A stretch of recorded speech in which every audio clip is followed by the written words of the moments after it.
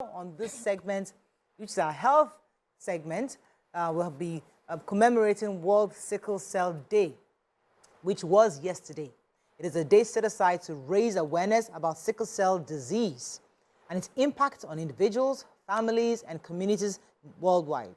With us right now is Madam Niniola Philip Adeleye. She is a sickle cell survivor. Welcome to the show, madam. It's good to have you. Very much. We know you're 60 plus. No, I'll be 60 in August. You'll be 60 in August. Congratulations. We're looking forward to your celebration because there's always this perception that when you have sickle cell, you don't live past the second age. And you've done so well.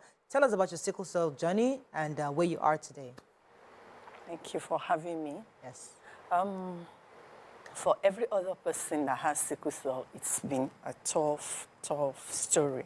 So mine is not an exception. It's been very tough since my childhood days. I just began to stabilize maybe when I turned 45. Wow. When I mean stabilize, it's not as if I'm crisis-free. It's not as if I don't have the bone crisis any longer.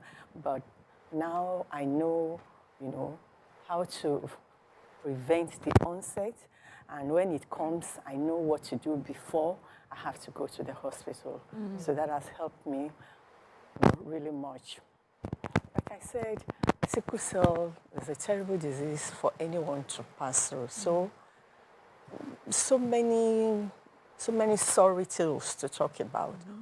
Times and times again, doctors have told me things, that maybe short of you're left to die or things like that. And somehow, I've always pulled through. So I can say my success is based on the God factor, the grace factor, more than any other thing. Are there things that you've learned to eat or not to eat to prevent the crisis? That's very, very germane. We should know what agrees with us. We should know what's good with us, for us rather. I drink lots of water.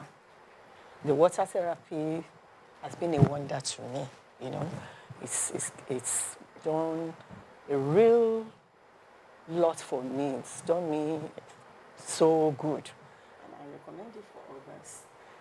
The more water we take, the less pains we have, the less crisis we pass through, because the water helps to flush, the organs and every other thing.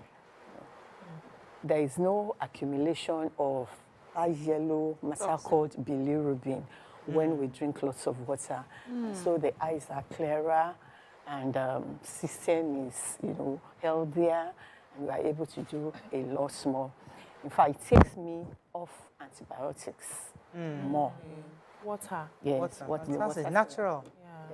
Yeah. Do you have people who are like you who have gotten to this age? Do you have like a community of a few people who have survived? Yes, I do.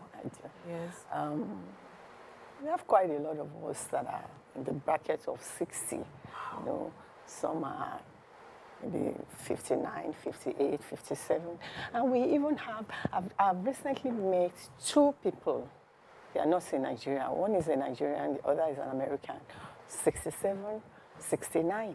And they are doing so well for themselves, I particularly went out of my way to get close to them so that I too can know, what keeps them going, plus what I know already. A lot of us are doing really well now, because we know what to do. Okay. So I would just like know what to avoid. So, you've just explained to us some of the lifestyle things you're doing, like with the drinking of water. You didn't say anything much about food. Are you able to eat anything? And then thirdly, I would just like to know, what have you been able to do or not do? Like schooling, working, traveling, how has that affected you, and or is it a challenge that you didn't have to go through? Let me talk about the food aspect. There is basically nothing we cannot eat, Maybe sugary food. We avoid sugary food because sugar causes inflammation for everybody, not just sickle cell patients. So I In particular, I don't take sugar. You know, I avoid sugar, and it has helped me a lot. Leafy vegetables are very good for us. We should eat right. There's a difference between eating well and eating right. Going to eateries, buying food, and buying all sorts is not really about eating right. You know, but when we eat freshly cooked vegetables, you know, not the one that we have left over for 3 days, you know, freshly cooked vegetables, it goes with every of my meals, my pap, my yams, my rice. I don't eat rice just like that. It must be accompanied with something. So that has also played a good role in my Let's talk about well-being. Okay. Yeah. let's talk about family, because I know a few people who had sickle cell back in the day, and one of their greatest fears was starting a family. You know, saying that, can I get married? I have children. You know, and that fear was always there. I know a few people who did get married. They had kids. They were also being careful on who are married. You know, those kind. Did you have that experience in picking, or did you? How was that for you? Well, to the glory of God, I've been married for about 30-something years, and I'm still in the marriage, working for me. But while growing up, the fear was instilled into me because back then, not so much medical help was available. So the fear was instilled into me. You can't get a husband to marry you. You cannot have children. But somehow, even as a little girl, I was positive that I would get married and I would have children. Even when my people around me, I mean, my mother, my siblings, you know, they had given up on me and said, everybody was just waiting for me to die. But fortunately, I got a good man to marry, you know, who's always been there to nurse me also through the years. And it's been good for me. But a lot of people have not had it so good because of the stigma. And especially those that have the features show prominently. People just say, in fact, they told my husband now, who was my fiancé, his friends told him, you want to carry coffin? You want to marry her? You want to bury your wife newly? It was just God sent. He was bent on marrying me, and he married me, and we're still together. Children, So were you specific about checking his genotype as well? I was. When he brought his genotype, that it was AA, from his own hospital, I insisted To check in that yours. he did it, you know, in my own hospital because, you know, men can be. Funny. So I made double check that. Yeah. We ran the test twice and it was AA. Fantastic. Did you ever get any attack while you were pregnant? Several. Wow. My pregnancies were very traumatic. All my pregnancies, How many very children do you have? traumatic. For each of my pregnancies, I practically had to live in loose till I had them, you know, for every of my pregnancies. My doctor, then Professor Ajayi, would stipulate no going home. No, so I lived in the hospital for about 7 months for each of those pregnancies You know, because they were quite traumatic. I have somebody around me who AS, and she fell in love with another guy who's AS. And immediately she said she's not doing it. But I was trying to encourage her. I said, listen, back then it's different from now. You know, this is the 21st century, and there's medical science to help you guys. You can pick the eggs, you can cancel this, you know, go with love. I was trying to make this person understand. What would you advise? Do you think it was a good advice or bad advice? My advice is a capital no to AS and AS, in spite of the so-called medical help that we have now. Because the main help that we have now is a stem cell transplant. You know. That is when they now come together and they have sickle cell children. But how affordable is it to every one of us? How affordable is that? And then I've even read of people that have done it, and after some years, they still have crisis. I don't know how true about that, but I've read about it. So it's better not to match two exchanges together. No matter how strong the love will be. The moment one partner discovers that other partner also has an ACE gene, Puts an end to it. You don't want to, bring an innocent child to the world suffering the worst kind of pain that you can ever imagine. It's not worth it. I have an auntie who it was really bad. I think a few months ago she lost the other son. She had lost two now, and it was, when she called, I could hear so much pain. I could hear regrets, not only pain, because at the time they were planning the marriage, a lot of people were against it. But the love and Christianity, we pray about it. God is for us, and now she has lost two, and she kept telling me that she would never advise her enemy to do what she has done, and now she knows better. But, I think one of us asked you a question before.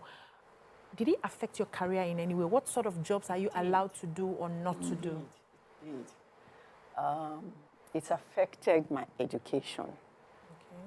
I grew up with my mother, even though my father was still alive, but they lived apart.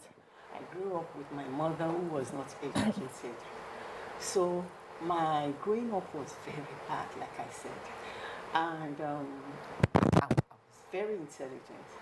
But she was so exasperated with taking care of me that she now told me that, Niniola, after secondary school, you're not doing school again. And so no one around her to tell her that, no, this girl could go further. So that was how my education stopped. Unfortunately for me, when I got married to my husband, it was just too much in love, to say, come and go back to school. So I just, after secondary school, after some years, I just went to a private catering school to learn some cake making, and that's all about my education. I would have wanted to be a lawyer. I wanted to be a lawyer. I wanted to be a media person also. You're pretty. Amazing. That's So one pretty. of the ugly faces of sickle cell disease, It truncates your... It can affect us, it can stop our education, stop our career.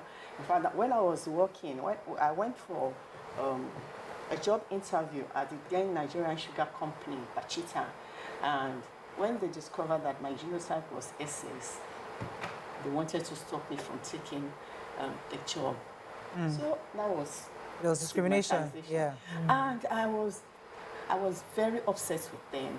I told them, give me a chance. There's nothing, any other person can do here that I cannot do. Give me a chance. Fortunately for me, Grace also spoke for me. They gave me a chance. And I worked there till I got married and came to Lagos. How would you say the support system in Nigeria is? People who have sickle cell, are there I know there's a sickle cell foundation, but how accessible are they? And are there communities? You know how abroad, if an alcoholic goes to a community where the alcoholics and can get some kind of system, is there a community for sickle cell where every single person who has sickle cell disease can come to get support? Do we have enough of it in Nigeria? We have a lot of NGOs trying their best to help alleviate the suffering of those younger ones. But then, funding is a problem for all of them. Even if you ask people to come around, what dose can you give them? What help can you give them? Those that need surgeries, those that need, some other maybe tests to run. All these NGOs don't really do much in funding. They do what they can. I think it should fall on the government. They should give us some health policies that can help us access medical care more easily than what obtains right now. We have to wrap up. Is there any final message because the World Sickle Cell was yesterday? Was the theme for this year's? It's advocacy time, and all I want to say is no to incompatible genotype. No to genotype incompatibility. Anyhow, any way, please. I'm a pastor to the glory of God. People come to me and say, Mommy, God has helped you. Is there, it can also help us. I tell them, no way. No way. I don't recommend them. I don't give them consent to go ahead. Thank you so much, madam. Thank you, ma.